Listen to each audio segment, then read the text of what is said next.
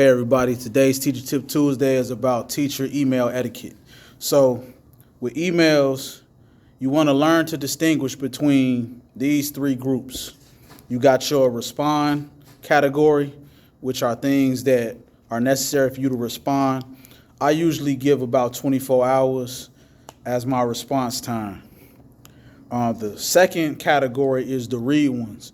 Those are where you get announcements from the superintendent or your principal or somebody, maybe a teacher reaching out to you or letting you know about something, deaths in people's families, things like that. You just read them. You may hit up the person individually, but that's nothing necessarily that you need to respond to.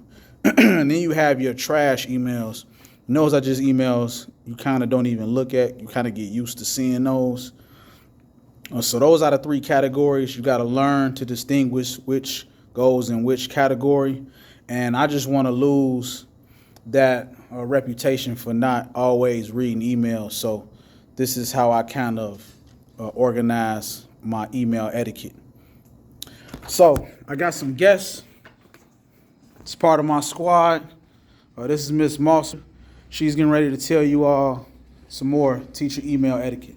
So I have two recommendations for email etiquette. The first is that when you are sending an email, don't put the body of the text in the subject line. A lot of times we do get that from time to time, and it's very confusing. So when you are writing an email in the subject line, it should really give the recipient a preview as to what your message is going to be about. So essentially just having 2 or 3 words there and then putting your body into the actual email. So that's number one. Second thing, I always follow a rule of 3 things when I am typing out an email. The first is I always start with a greeting. So good morning, how are you? I always like to address people by name, that way it's more personable. Second, get into the body of your email and then always close with something where you are just saying goodbye to them, saying I hope to speak with you soon, but you should always wrap it up and not end it abruptly. And so the way that I look at emails, it should look like a body paragraph. You always have your beginning, your middle, and your end. If you follow those steps, then you should be okay. Excellent. Now let's go on to Mr. Posley, fellow English teacher extraordinaire, and my next door neighbor in room 208. Hey, so one of the first things, you do not respond to everyone, especially when emotions are high. So give it some time for the emotions to kind of die down, and then you respond. I call it like think, wait, then respond.